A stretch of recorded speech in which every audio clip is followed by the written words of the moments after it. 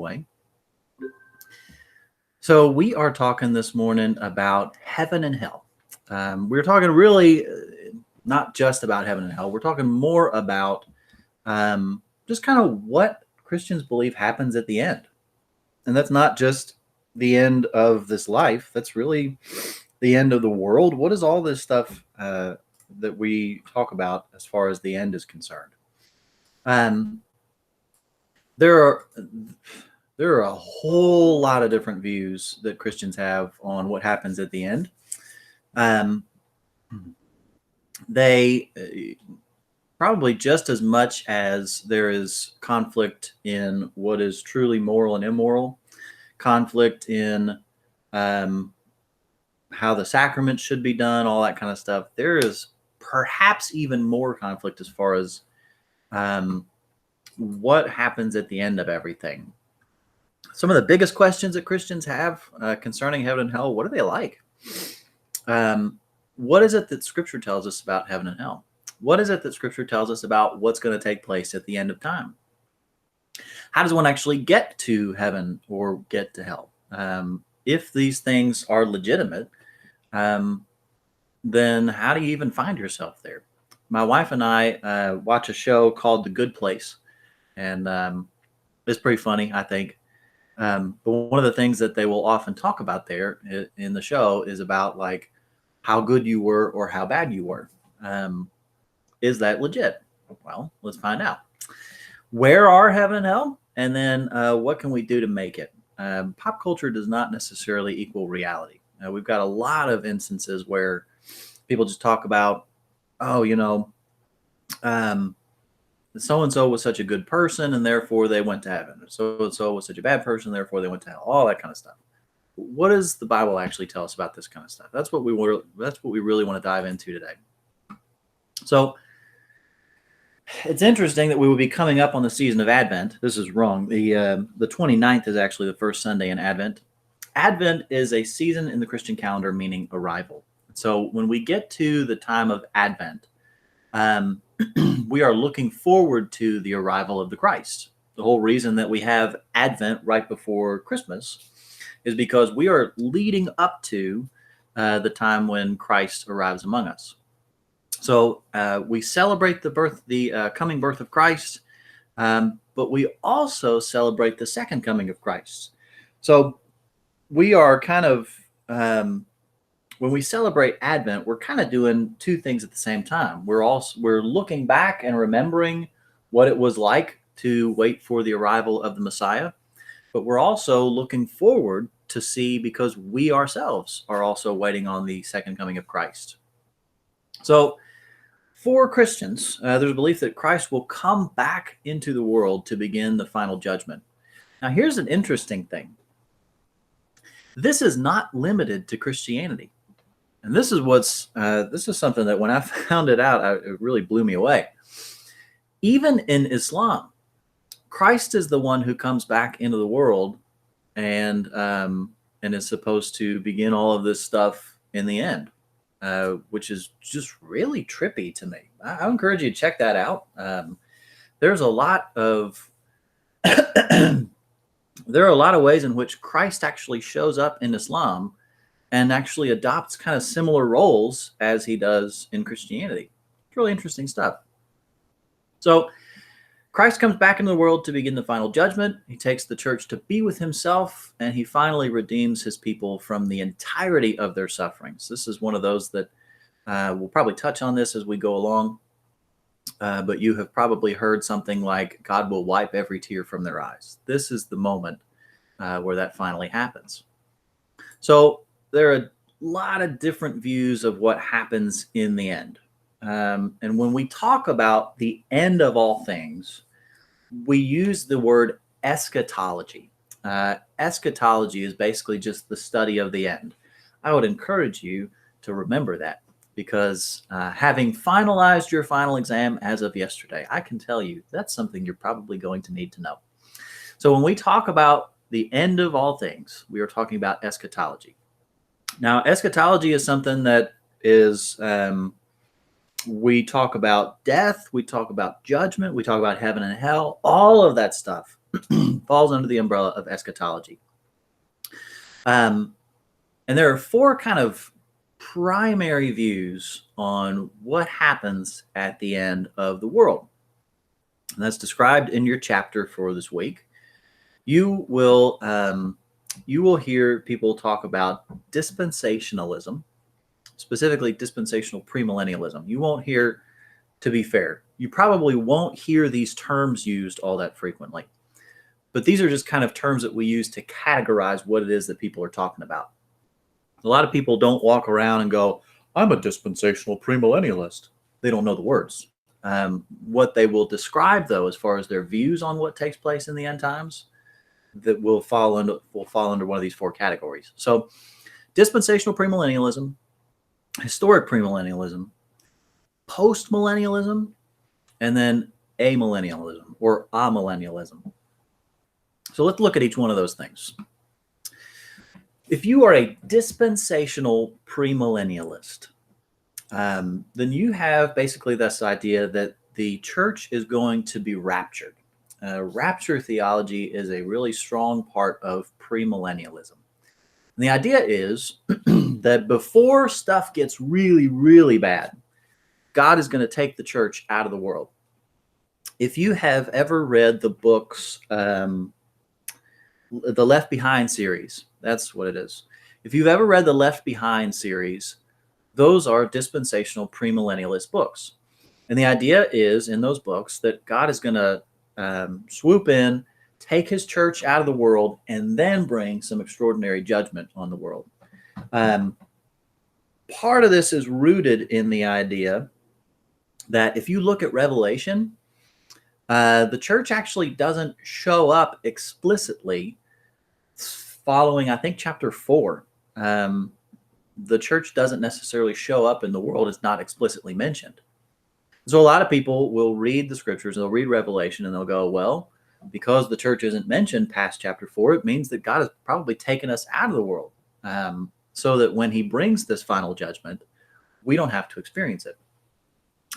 This is a period called the Great Tribulation that takes place at the very end. It's identified as a period of 7 years in which God's wrath is poured out on the world, and the Antichrist is given control. This is something that if you read those Left Behind books, Antichrist is supposed to be somebody that shows up. He's like Eastern European, and he slowly basically conquers the world. And he, during the first few years of his reign, everybody thinks he's a cool guy. During the last part of his reign, they realize he's evil incarnate, and so they kind of go, well, crap. But by this point, we've already received the mark of the beast and all of these kinds of things. Now, I actually don't think I talk about the mark of the beast in here, so I want to give you a brief side note on this. There have been a lot of people who, through the years, have said, we need to be really, really careful about basically everything that we receive because it may be the mark of the beast. I heard not too long ago that you need to be really careful about receiving a coronavirus vaccine because there's a microchip in there that is actually the mark of the beast, and if you receive that, then you're. I heard that too. My grandpa said that. Okay. That is something that is a real misunderstanding as to what that actually is. The mark of the beast is something that if you receive it, you're going to know. You're going to know going, and it's not like, oh man, I read this on Facebook and I should have been smarter about it. That's not really how it works. The number 666 has been misconstrued a lot of times through the years. And I'm not saying it's something that we need to just be like, that's nothing to worry about. But I am saying we need to be educated on what the mark of the beast actually is. So back in the day, during the election of Ronald Reagan, there were a lot of people who said that Ronald Reagan was the Antichrist. And it wasn't because they disagreed with him politically necessarily. It was because if you looked at Ronald Reagan's name, his name was Ronald Wilson Reagan. And so each name of his had 6 letters, and so they said that he was the Antichrist because he had 666. That's not what it comes from. The mark of the beast, the number 666, actually goes back to ancient Greece. So I actually don't have my handy dandy drawing board right behind me. So I'm going to draw this out for you here.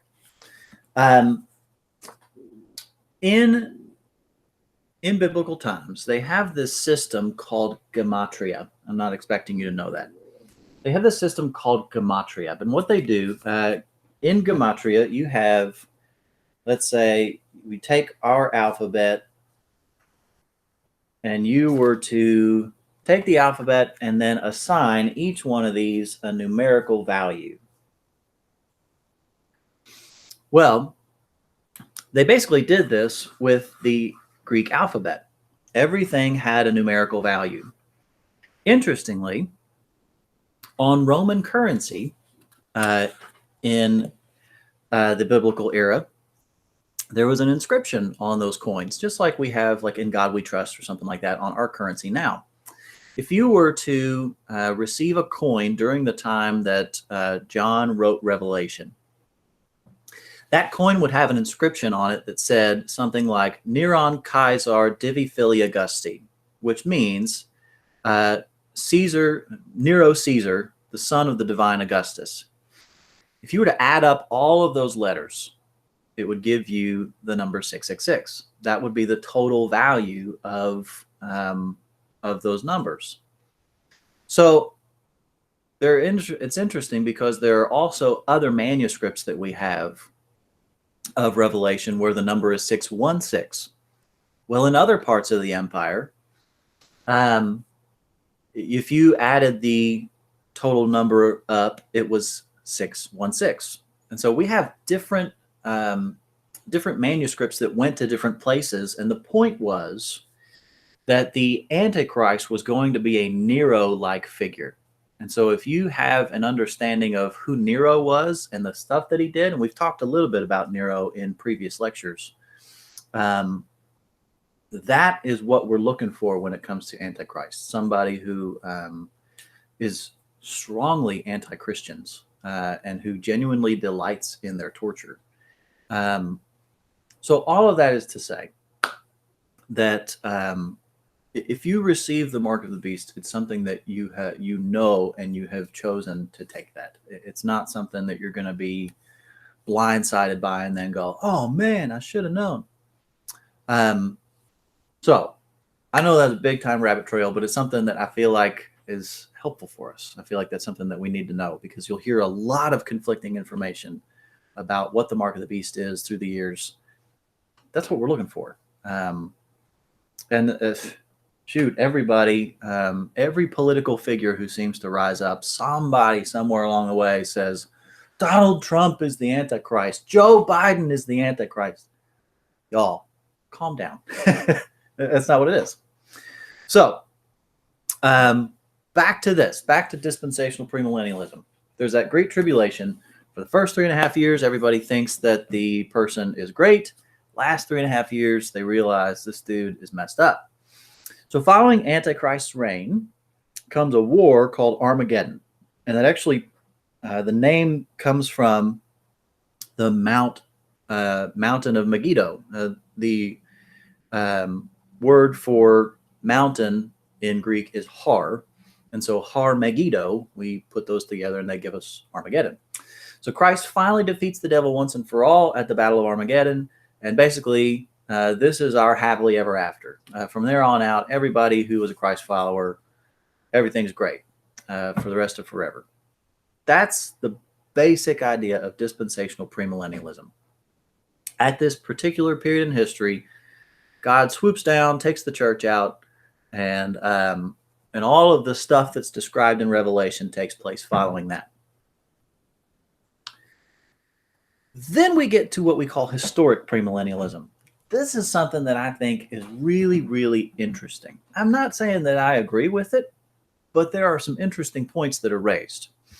The same basic stuff that applies to dispensational premillennialism. So God still reaches down and he takes the church out before all of this stuff happens and all that kind of stuff.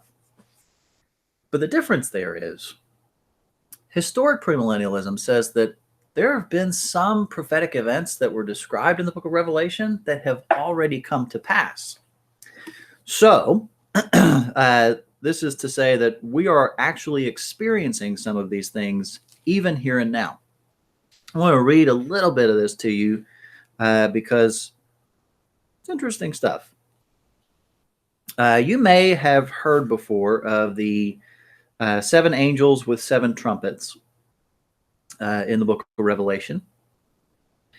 This is from Revelation chapter 8, verses 6 and 7.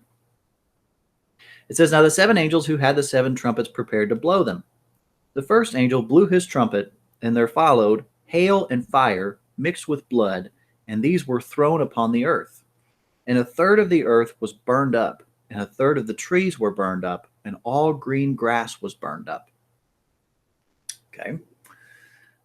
So we already know that we're dealing with some kind of weird prophetic imagery. We're not really sure what John is seeing, and he's trying his best in first century Greek terms to try to describe all of this stuff.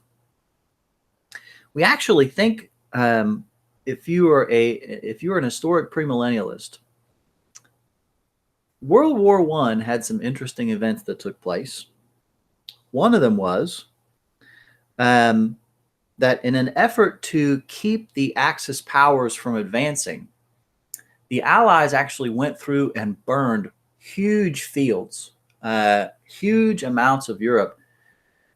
Some have actually calculated that about a third of Europe burned in this time when they were trying to hold the Axis powers back. So it's interesting that John would say a third of the earth was burned up, and a third of the trees were burned up, and all green grass was burned up. It seems very curious that would happen. All right. Listen to the second one. This is from verse 8. "The second angel blew his trumpet, and something like a great mountain burning with fire was thrown into the sea, and a third of the sea became blood. A third of the living creatures in the sea died, and a third of the ships were destroyed." That's interesting because in World War II, we obviously threw a gigantic bomb at Japan. We threw 2 gigantic bombs at Japan, and what would have looked like a gigantic flaming mountain shows up, and there is terrible radiation that takes place as a result of that, and all kinds of stuff dies as a result of it. In verses 10 and 11, it says, "The third angel blew his trumpet, and a great star fell from heaven, blazing like a torch, and it fell on a third of the rivers and on the springs of water. The name of the star is Wormwood. A third of the waters became wormwood, and many people died from the water because it had been made bitter." You may recall in the 1980s, there was the Chernobyl factory explosion incident. The word Chernobyl is translated as wormwood.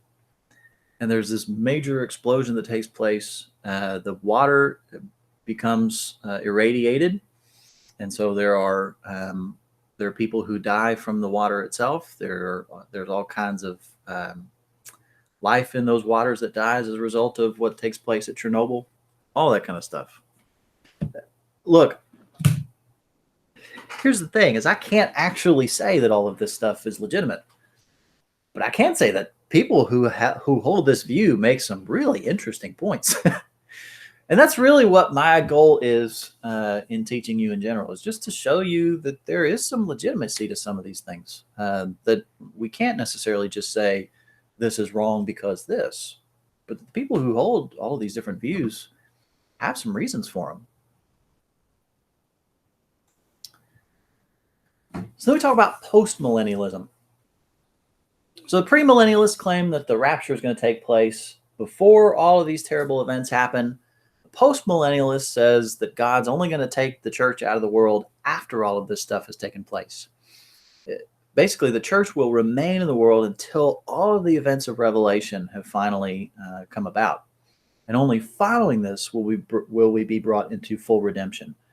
Part of the problem that some people have in some of those former views is that it looks like there are almost multiple judgments that take place throughout the timeline. But in this view, there's only one judgment and there's one resurrection that take place. So that's post-millennialism. And then we have amillennialism. Some people will say amillennialism. I really don't care how you pronounce it. That's just fine.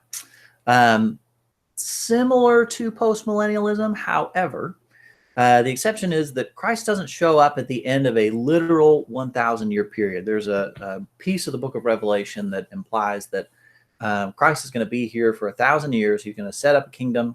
And then following that time, following that millennium, is when all this stuff is going to take place. But in the amillennialist view, it's not a literal 1,000 years. It's just that the 1,000 years is more kind of symbolic of the fact that he's going to be here for a really long time. And there have been a lot of really well-known theologians who have held this view. Actually, I'm pretty sure John Calvin was one of them. I think Martin Luther was one of them. A lot of well-known theologians have held to an amillennialist view. So which one of those is right? I really don't know. And I'll just be honest with you all. I don't put too much thought into a lot of this personally, because I'm far more focused on living my life for Christ here and now, rather than trying to figure out what's going to take place and when. But that's just me personally. So let's talk about death. Now that we have gone through all of that stuff, let's talk about what happens when we die. The historical view was that basically, and you can kind of see my little graphic here, you are right here, you are on the earth. The idea was that you lived your life right here on planet Earth, and at least according to an ancient Jewish perspective, outside of the earth, there was Hades, which was basically the realm of the dead. We have kind of used Hades and hell interchangeably in our culture nowadays, but that's not really what it was back at the time. Hades was just kind of the place where the dead were. And there was a place for the good and a place for the bad in Hades. Now, the Christian perspective would say that beyond that is heaven and hell. A lot of people would say that when Christ finally triumphed over evil, that basically what happened in that moment was that he essentially got rid of the good side of Hades, and everybody who is in him just went straight to heaven. Part of the reason that we say that is because of what he says to the robber in the Gospel of Luke. Gospel of Luke, he has that moment, you'll recall, where he says, truly I tell you, today you will be with me in paradise. Well, if he says, today you will be with me in paradise, well, that surely sounds like he is doing away with the good Hades, and everybody just goes straight to heaven. Go ahead. I have a question. So, like, would Hades be sort of like purgatory? That's a good question. There's a little bit of difference between Hades and purgatory. Purgatory is a largely Roman Catholic and Eastern Orthodox concept, and it comes from the apocryphal books, Wisdom, Tobit, Maccabees, all that kind of stuff. There are, I think there's like one verse in particular that mentions this idea of a purgatory. The reason that I say that's a little bit different is because the good part of Hades is still supposed to be like a reasonably happy place.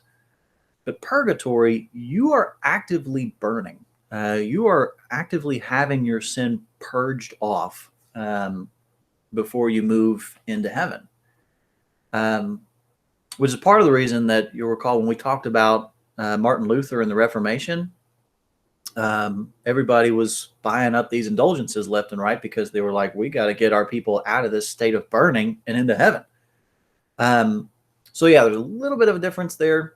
The ancient view would have been that if you were in good Hades, you were still fine. You were just waiting to be let out of there and into God's paradise. So does that make sense? So kind of like judgment. Yeah, kind of. Yeah. Essentially, you were in good Hades and you were waiting on that final judgment day. Yeah. Did I hear somebody else?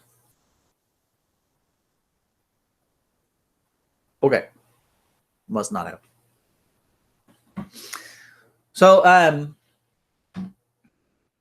a lot of the Christian perspective would be that once you are finished with your time here on earth as a Christ follower, that you move from earth into heaven.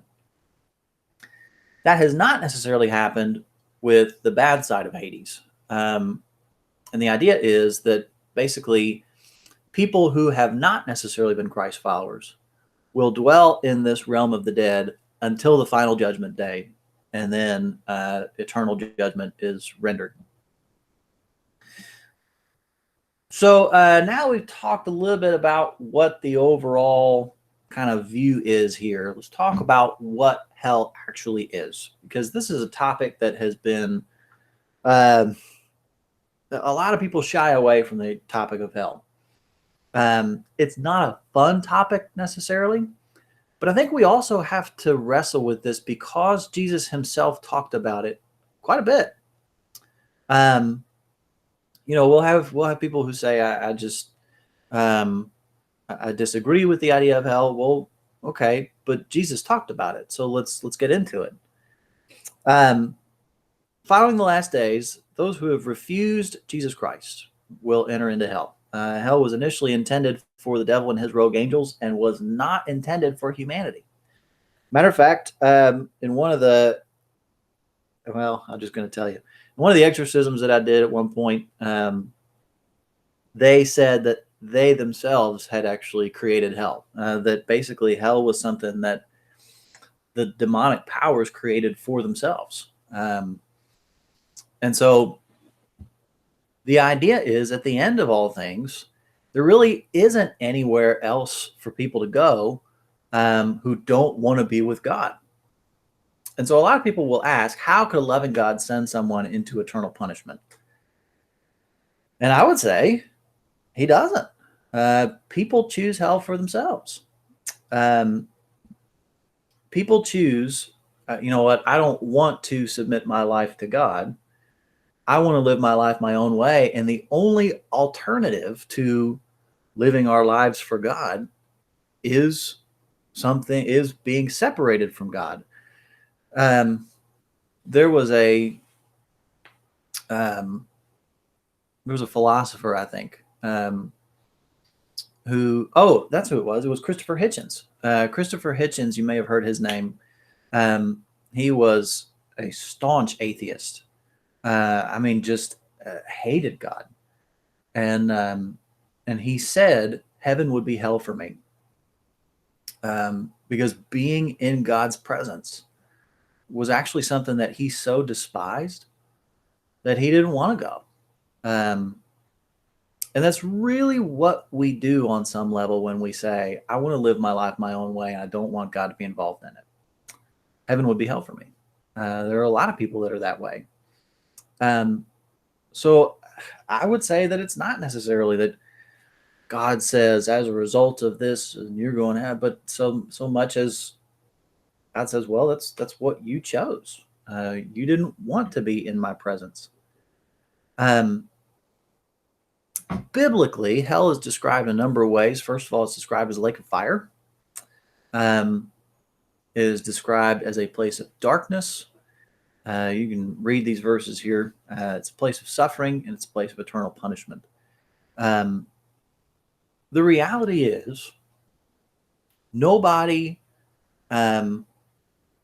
is just surprisingly going to hell. If you choose to live your life your own way and choose not to submit to the will of God, then the Christian perspective is you chose to go there. rather than God necessarily making you do anything. So let's talk about the opposite side. Let's talk about heaven. That's what I'm really interested in. Heaven is what we most commonly associate with the dwelling place of God. It's often confused as being a multi-level place because Paul mentions a third heaven in 2 Corinthians 12:2. Here's the funny thing is that if you talk with somebody who is a Mormon, for instance, somebody who is a part of the Church of Jesus Christ of Latter-day Saints, they will describe heaven as a place where the highest level is for good Mormons. The middle level is for bad Mormons and really good everything else. And the lowest level is for people who just did like an okay job in this lifetime. And then there's hell beyond that for people who were just really, really stinking bad. This is a really strong misinterpretation of what Paul is saying in 2 Corinthians 12. He says, I was taken up into the third heaven. And in order to understand why he says that, you have to understand that the Greeks understood the heavens in kind of a three-part way. There was the sky, that was the first heaven. If you were Greek, you held that basically there was the earth, and then there were three layers that were outside of that. There's the earth, there's the sky, there's the layer where the stars are, and then beyond that, the third level is where the gods live, is where God dwells. And so when Paul says he was taken up to the third heaven, he's saying he was taken up to the place where God himself dwells. But here's an interesting thing, is that going to heaven is not actually mentioned in the Bible. That's going to kind of be trippy for some of us. Paul never uses the term going to heaven, anything like that. So let's get into a little bit of that. Biblically, heaven is described as being immeasurable. It is holy. It is the dwelling place of God. It is paradise. It is a place of rest. But what I think we don't necessarily get is that there's some interesting stuff going on in the book of Revelation that we don't necessarily pick up on all that frequently. So John is writing, and he says in Revelation 21, then I saw a new heaven and a new earth, for the first heaven and the first earth had passed away, and there was no longer any sea. I saw the holy city, the new Jerusalem, coming down out of heaven from God, prepared as a bride, beautifully dressed for her husband. And I heard a loud voice from the throne saying, look, God's dwelling place is now among the people, and he will dwell with them. They will be his people, and God himself will be with them and be their God. He will wipe away every tear from their eyes. There will be no more death or mourning or crying or pain, for the old order of things has passed away. Did you catch that? God's dwelling place is now among the people, and he will dwell with them. Then we see in Revelation 22, no longer will there be any curse. The throne of God and the Lamb will be in the city, and his servants will serve him. They will see his face, and his name will be on their foreheads. There will be no more night. They will not need the light of a lamp or the light of the sun, for the Lord God will give them light, and they will reign forever and ever. Here's the interesting thing, is that at least according to what Revelation has to say, heaven is actually something that basically God brings to the earth at the end. And so heaven and earth are essentially fused into one, such that God dwells with us here. And that's part of the reason that Paul doesn't necessarily talk about going to heaven. The scriptures don't talk about going to heaven, is because God brings heaven to earth, and that we actually dwell with him in eternity right here. God makes earth new. God makes heaven new. But part of that new heaven and new earth is that he makes those two things one. In the same way that he made divinity and humanity one in Christ, he makes the divine dwelling place and the human dwelling place, one in the end times. That's something that we don't really talk about a whole lot, honestly, because people a lot of times will skip over this kind of stuff. They'll overlook it. And so that's what it is. That's God's ultimate plan and purpose, is that we will reign with him forever. Any questions on that?